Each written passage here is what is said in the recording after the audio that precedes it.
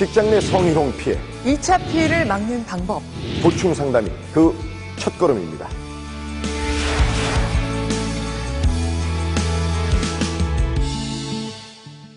안녕하세요, 안지환입니다. 안녕하세요, 김지연입니다.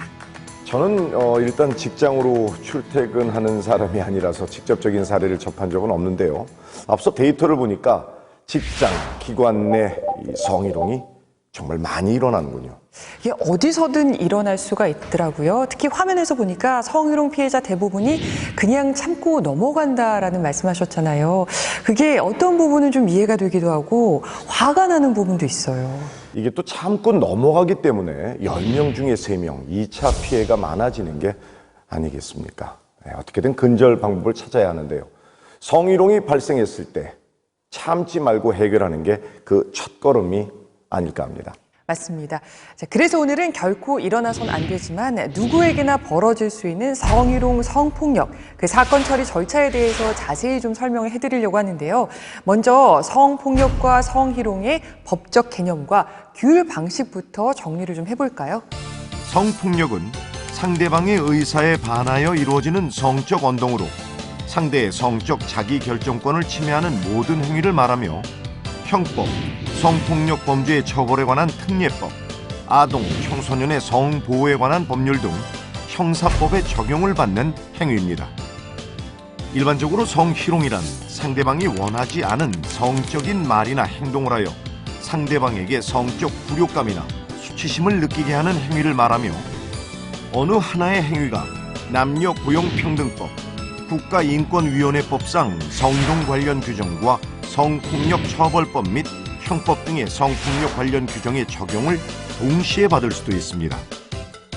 성희롱 행위가 성폭력 처벌법과 형법이 정한 범죄 성립의 요건을 충족하는 경우 개인의 성적 자기결정권을 침해하는 범죄로서 행위자 개인의 처벌을 목적으로 고소할 수 있습니다.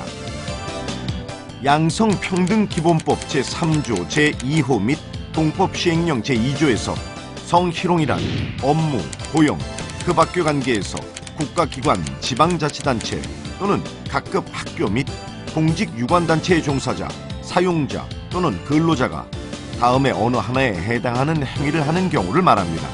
지위를 이용하거나 업무 등과 관련하여 성적 언동 등으로 상대방에게 성적 불욕감이나 혐오감을 느끼게 하는 행위, 상대방이 성적 언동 또는 요구에 대한 불응을 이유로 불이익을 주거나 그에 따르는 것을 조건으로 이익 공유의 의사 표시를 하는 행위.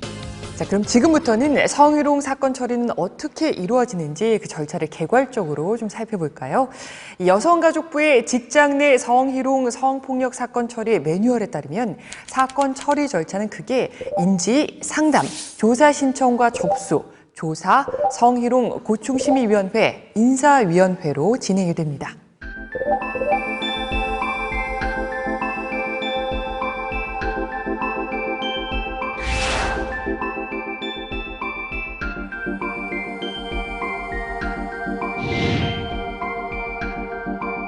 자, 지금 그림이 나오고 있어요. 근데 안지환 씨는 이 세 가지 중에서 어떤 경우를 성희롱으로 보고 사건 처리를 좀 시작해야 된다 이렇게 생각을 하세요?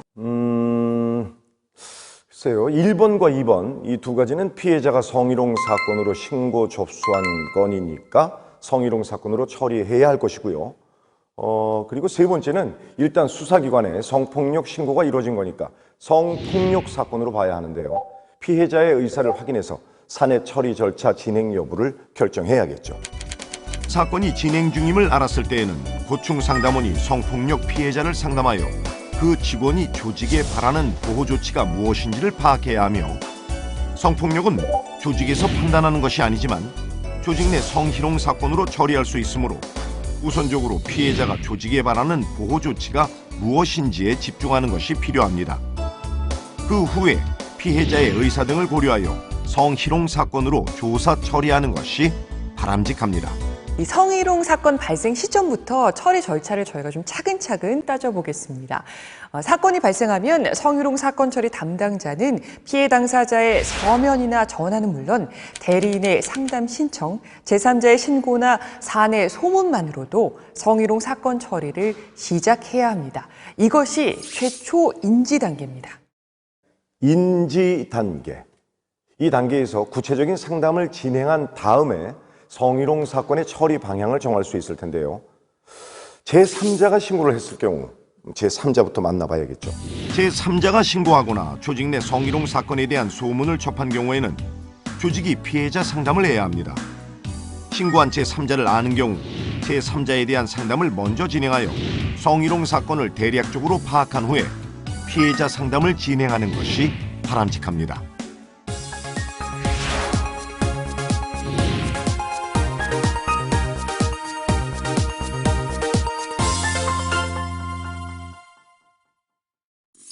고충 상담이 시작됐습니다.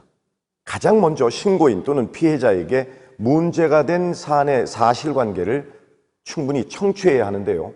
특히 육하 원칙에 맞게 상담 일지를 상세하게 작성해야 합니다. 성희롱 등 사안의 처리에 있어서 피해자 등의 진술의 일관성은 무엇보다 중요하기 때문인데요. 피해자 등의 상담 내용은 최초의 진술로서 이후 조사 과정에서 중요한 근거 자료가 됩니다. 네, 맞습니다. 또 이후 기관의 처리 절차와 규정 소개는 물론 고충 처리 창구에서 제공할 서비스의 종류와 범위, 사건 해결 방안, 장단점 등을 꼼꼼하게 안내해서 이 피해자 스스로 처리 방식에 대한 의사결정을 할 수 있도록 해야겠죠. 그럼 성희롱 고충 상담원의 가장 중요한 역할은 뭘까요? 바로 상담과 처리 절차 지원을 통해서 피해자의 피해 회복과 2차 피해를 예방하는 겁니다. 그런데 내부에서 지정한 성희롱 고충 상담원은 아무래도 전문성 면에서는 취약하지 않겠어요? 경험이 특히나 많지 않다면 전문성이 떨어질 수 있죠. 이럴 때는 외부 전문가의 슈퍼비전을 얻는 방법으로 성희롱 예방 체계를 구축할 필요가 있습니다. 하지만 내부 성희롱 고충 상담원은 외부 전문가보다 조직 문화에 대해 더 잘 알고 있잖아요. 전문성을 보강할 수 있도록 교육의 기회를 충분히 부여해서 성희롱 교육, 예방 관련한 사내 전문가를 양성하는 것도 필요합니다. 그렇습니다.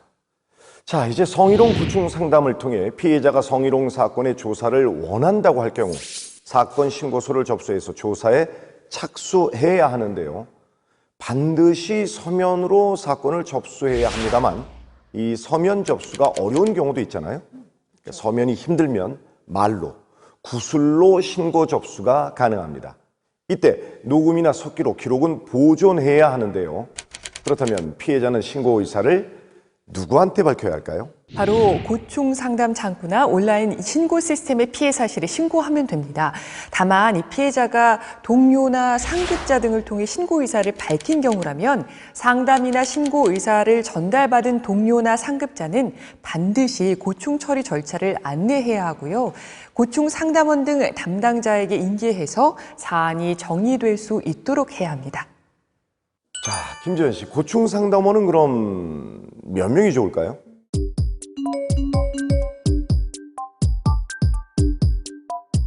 아무래도 2명 이상은 돼야 될 것 같고요. 전 특히 성별이 좀 중요할 것 같아요. 맞습니다. 2명 이상으로 지정하되 지금 말씀하신 꼭 남녀 1명 이상으로 구성해야 하는데요. 사실 상담 신청자가 직장 동료한테 상담받는 게 불편하고 또 거북할 수도 있잖아요. 네, 그런 두려움이 있다면 외부 전문가를 고충 상담원으로 지정하는 것도 방법 중에 하나입니다. 네, 맞습니다. 아무래도 외부 상담 전문가라면 전문적인 지식에 있어서 더 신뢰가 가기도 할 겁니다. 자, 그런데요, 고충 상담할 때 정말 무엇보다 중요한 게 있습니다. 뭘까요? 바로 대화법인데요. 그때 좀 피하지 그랬어 하면 될까요, 안 될까요? 저는 안 그랬는데요. 왜 저한테 그러세요? 네, 상담자가 주관적인 판단이나 생각으로 말해서는 절대 안 되죠. 그건 피해자를 위축시킬 수 있고 또 큰 상처가 될 수도 있으니까요. 이 고충 상담에 있어서 대화를 할 때는 성희롱 성립 여부에 대해 자의적으로 판단을 하거나 호기심에서 비롯된 질문, 특히 이 성적 굴욕감이나 수치심을 느끼게 하는 질문, 또 그땐 그렇게 했어야 한다는 식으로 피해자의 대응을 탓하는 방식으로 말해서는 안 됩니다. 열린 질문, 피해자 자신의 언어로 피해 상황을 설명할 수 있도록 열린 질문의 대화가 아주 중요합니다. 네, 맞습니다. 예를 들어서 좀 설명을 해볼까요? 그리고 그 사람이 만졌나요는 옳지 않습니다. 그리고 나서 무슨 일이 일어났나요? 이렇게 질문하는 게 맞겠고요. 그래서 하지 말라고 하셨나요는 그에 대해 본인은 무슨 말이나 행동을 하셨나요로, 또 그래서 기분이 나쁘셨나요가 아니라 그런 행동에 대해서 어떻게 느끼셨나요? 이렇게 좀 열린 질문을 던져야 합니다. 정말 고충 상담원이 되면 신중 또 신중해야 할 것 같아요. 그리고 고충 상담원은 피해자의 말에 경청하고 있다는 믿음을 주는 동시에 피해자를 충분히 지지하고 또 용기를 줄 수 있어야 합니다. 또 이 질문에 대한 답을 듣고 나서 거기서 끝내면 안 됩니다. 지금 하신 말씀이 이런 뜻인가요? 라고 한 번 더 질문을 해서 정리된 내용을 확인하는 것이 필요합니다.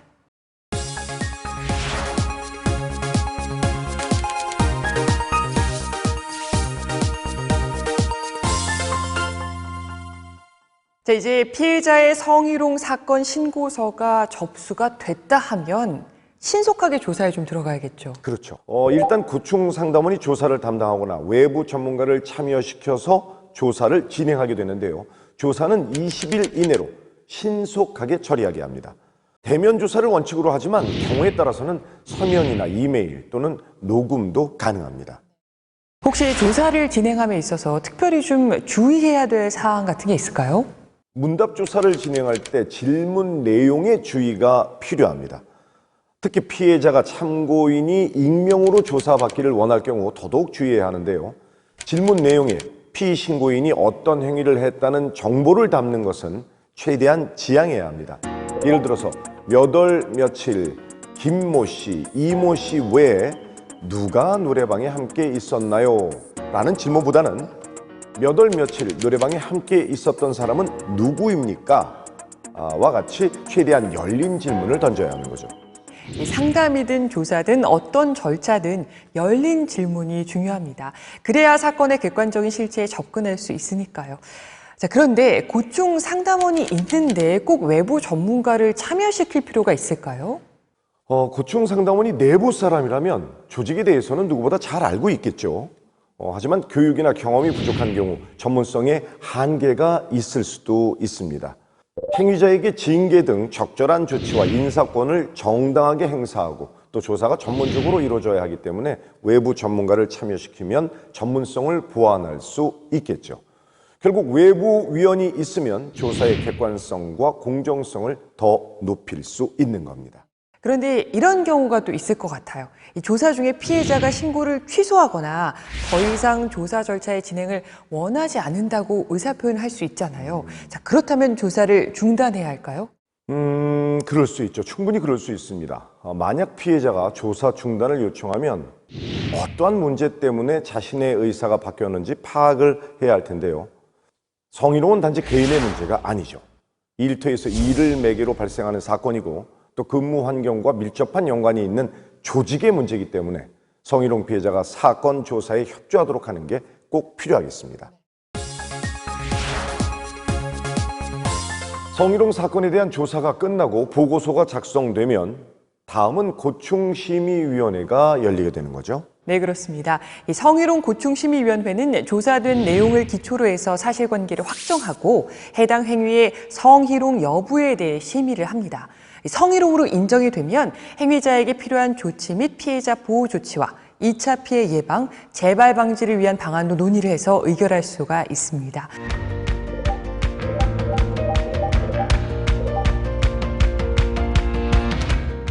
심의위원 구성 어떻게 되는지 알고 계세요? 6명으로 구성이 되죠.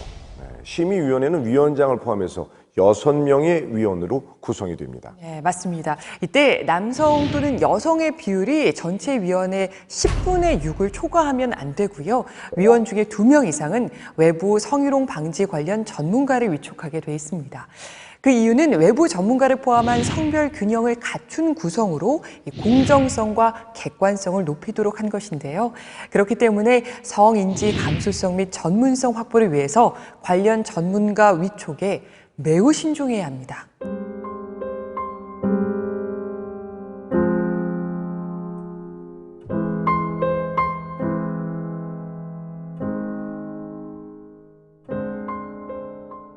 사실 그 성희롱 사건 처리 절차가 길어지면서 피해자가 지칠 수도 있고요.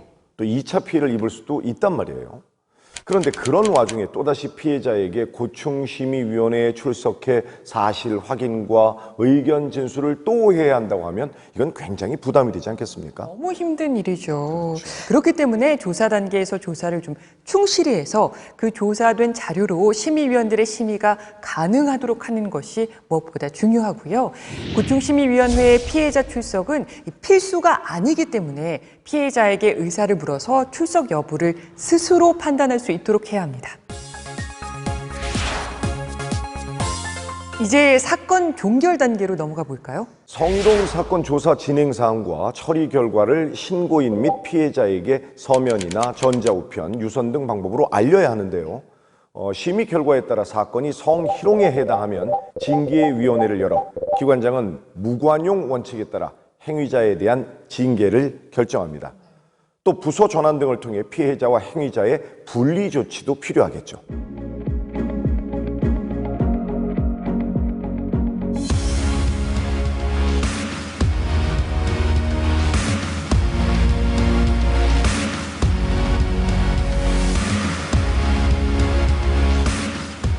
자, 이렇게 사건이 종결이 되고 또 징계를 했으니 그걸로 모든 게 끝일까요? 징계하는 것만으로 피해가 회복되고 또 예방 효과까지 거둘 수 있다면 얼마나 좋겠습니까? 실질적인 성희롱 사건 처리의 최종 단계는요, 재발 방지 대책이 마련돼야 하는 겁니다. 네, 그렇습니다. 그것이 바로 성희롱 문제가 행위자와 피해자 양 당사자만의 문제가 아니라 전체 조직의 문제라는 점을 분명하게 인지하는 과정이 되겠죠. 행위자의 성희롱 재발 방지와 조직 문화 개선을 위한 교육을 하거나 조직 내 실태 조사를 통해 성희롱 유발 요인, 잠재적인 문제 상황을 점검해 보면서 근본적인 대책을 마련하는 것이 필요합니다. 재발 방지 대책 마련까지가 성희롱 사건 처리의 종결이라는 것, 이거 꼭 알아두시고요. 지금까지 성희롱, 성폭력 사건 처리 절차와 고충 상담원의 역할에 대해 자세히 살펴봤습니다. 거듭 말씀드리지만 고충 상담원 역할의 핵심은 성희롱 피해자 입장에서 공감하면서 사건을 처리하되 반드시 객관적인 자세를 잃지 말아야 한다는 것, 이 점 꼭 기억해 두시기 바랍니다. 그리고 어떤 직장이든 기관이든 간에 관계자들의 적극적인 노력만이 성희롱 2차 피해를 예방하는 기본입니다. 또 그 노력이 사건을 공정하게 처리하는 원동력이 된다는 사실 절대로 잊지 말았으면 좋겠습니다. 그럼 이제 마무리를 할까요? 네. 성평등한 조직 문화를 위해 우리 모두 함께 노력합시다.